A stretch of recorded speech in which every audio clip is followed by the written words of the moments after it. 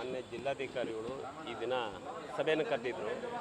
ಈ ವಿಚಾರವಾಗಿ ಮಸೀದಿ ಎಲ್ಲ ಮದ್ರಾಸ ಅಂತ ಹೇಳಿದ್ರು. ಹಿಂದೆ ಇರೋ ಘಟನೆಗಳ ವಿಚಾರಗಳನ್ನ ಅವ್ರು ಗಮನಕ್ಕೆ ತಂದ್ವಿ. 2009 2010 ಆಗಿರೋಂಥ ಘಟನೆನ ಇವತ್ತು ಮರೆಯೋಕ್ಕಾಗ್ತಾ ಇಲ್ಲ. ಈ ಸಮಸ್ಯೆಗಳು ಭಾಳ ಕ್ರಿಟಿಕಲ್ ಆಗಿದೆ. ಇದನ್ನು ಅವಕಾಶ ಮಾಡಿಕೊಡ್ಬೇಡಿ ಸ್ವಾಮಿ ಅಂತ ಜಿಲ್ಲಾಧಿಕಾರಿ ಹತ್ರ ಮನವಿ ಮಾಡಿಕೊಂಡು ಪೊಲೀಸ್ ಅಧಿಕಾರಿಗಳ ಹತ್ರ ಕೇಳ್ಕೊಂಡಿದ್ವಿ. ಈ ವಿಚಾರ ಇಲ್ಲಿಗೆ ಬಿಡಿ, ಇದೇ ಜಾಗನ ಬೇರೆ ಕಡೆ ಒಂದು ಮಂಜೂರು ಮಾಡಿಕೊಡಿ ಅಂತ ಕೂಡ ಮಾನ್ಯ ಜಿಲ್ಲಾಧಿಕಾರಿಗಳಿಗೆ ಹೇಳಿದ್ವಿ. ಇವತ್ತು ಸಾಲೆ ಮಾಡ್ತೀವಿ ಅನ್ನೋಂಥ ಹೇಳೋ ವಿಚಾರನ ಇದೇ ಜಾಗನ ಬೇರೆ ಕಡೆ ಎಲ್ಲರ ಬೇರೆ ಕಡೆ ಉತ್ತಮ ಮಾಡ್ಕೊಂಡ್ರೆ ಅಲ್ಲಿರೋಂಥ ಜನಗಳು, ಬಡತನದಲ್ಲಿ ಇರೋಂಥ ಜನಗಳು ನೆಮ್ಮದಿಯಾಗಿರ್ಬೋದು. ಎರಡು ಧರ್ಮದವರು ಕೂಡ ಭಾಳ ಉತ್ತಮವಾಗಿ ಅಲ್ಲಿರ್ಬೋದು.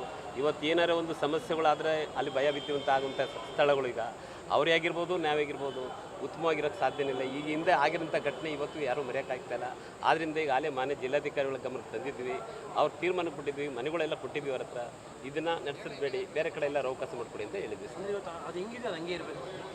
ಇದೇ ಹಿಂದೆ ಈಗ ಮಾನ್ಯ ಅಧಿಕಾರಿಗಳು ಏನು ಮಾಡಿದ್ರು, ಹಿಂದ್ಗಡೆ ಏನು ಬೀಗ ಹಾಕಿದ್ರು ಅದೇ ಥರ ಮುಂದುವರ್ಸ್ಕೊಂಡು ಹೋದರೆ ಸಾಕು ಅಂತ ನಾವು ಹೇಳ್ತೀವಿ ಸರ್. ಅವ್ರು ಶಾಲೆ ಮಾಡಬೇಕು ಸರ್. ಈಗ ಶಾಲೆಗಳಿಗೆ ಬೇಕಾದಷ್ಟು ಜಾಗಗಳಿದೆ.